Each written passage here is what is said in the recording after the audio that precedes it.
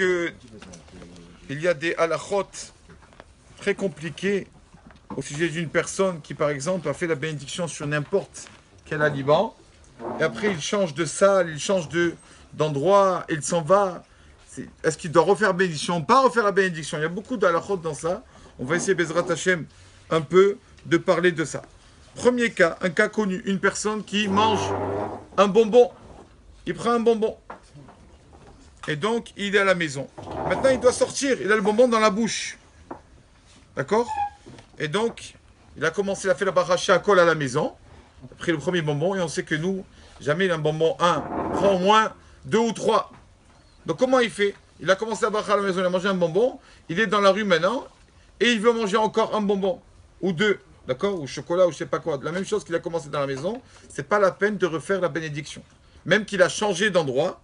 C'est pas grave, tu as fait la bracha, premier endroit, c'est tout pour tous les moments que tu es en train de manger en chemin, donc pas besoin de refaire cette bénédiction. Pareil, en Israël, c'est plus fréquent, les personnes qui prennent les garénim, les graines de tournesol comme ça, pas comme ça et tout, je sais pas comment dire en français. Et donc ils ont ça, oui, les pépites. Donc ils ont ça et ils marchent avec ça et tout. Ils sortent de la maison avec ça et tout, le Shabbat surtout. Pas la peine de refaire la bracha. Du moment que tu as fait la bracha au début, même que tu sors, c'est surtout ce que tu vas manger après, donc il n'y a pas besoin de refaire la bénédiction.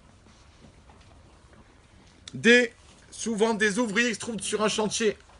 Ils se trouvent sur un chantier. Et donc, des fois, ils sont obligés de quitter le chantier pour aller chercher du matériel ou je ne sais pas quoi. Donc ils rentrent au chantier, ils s'en vont, ils reviennent. Comment ils font? Ils prennent par exemple des verres d'eau, des verres de café, comment ils font? Le mieux, c'est de faire la bracha, leur verre d'eau chez Akol, d'accord? Et avant de partir autre part, ils font les fachot, la dernière bracha. Ils font ce qu'ils veulent, et quand ils reviendront, ils referont la bracha de chez Akol, d'accord? Que partir et revenir, c'est un peu problématique pour la bénédiction. Donc le mieux, c'est de faire comme ça. L'histoire sur la force de la Torah. Sur la force de la Torah, Rabotai, c'est une histoire connue. C'était un monsieur qui faisait attention à étudier ce qu'on appelle le Daf Yomi, une page de Gemara par jour. Et chaque jour, il venait au cours. Pour écouter le Daf Yomi. Chaque jour, il venait au cours. Parce que seul, il ne savait pas étudier, le pauvre. Et donc, un jour, ce monsieur,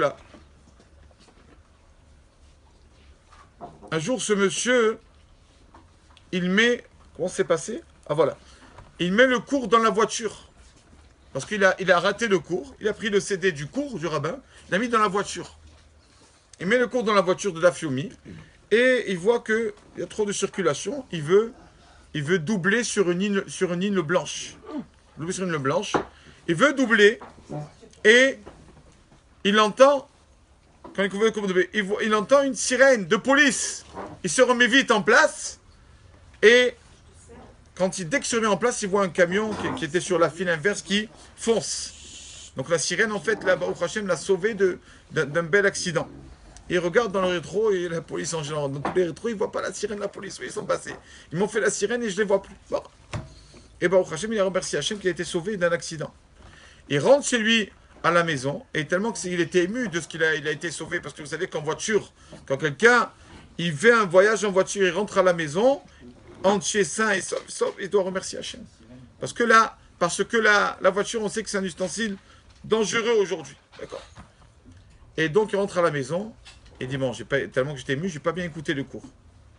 Il remet le cours avec sa livre de Gemara, il suit le cours, il entend dans le CD, il entend une sirène. En fait, quand le rabbin avait enregistré ce cours, pendant que le rabbin avait enregistré ce cours, il y avait une sirène. D'accord ou pas? Et donc, c'est cette sirène-là qui l'a sauvé de l'accident. Comme c'est Rav Zilberstein qui raconte ça, il dit, voilà la force de la Torah. Tu as voulu étudier la Torah, c'est une mitzvah qu'on dit tous les jours dans le Kriyat Shema. Tu en parleras de la Torah, Beshivtecha, Bevetecha, à la maison, Vertecha Bader. Quand tu vas en chemin, tu fais un Teilim ou tu écoutes un cours. Maintenant, tu peux tout. Tu mets Rav Google, tu mets un cours, Baruch Hashem. Tu as plein de cours de Torah. Quelqu'un qui fait la mitzvah en chemin d'étudier la Torah, ça le protège de tout, surtout des accidents, mais de toutes les mauvaises choses qui puissent arriver en voiture. Baruch Adonai Leolam. Amen. Amen.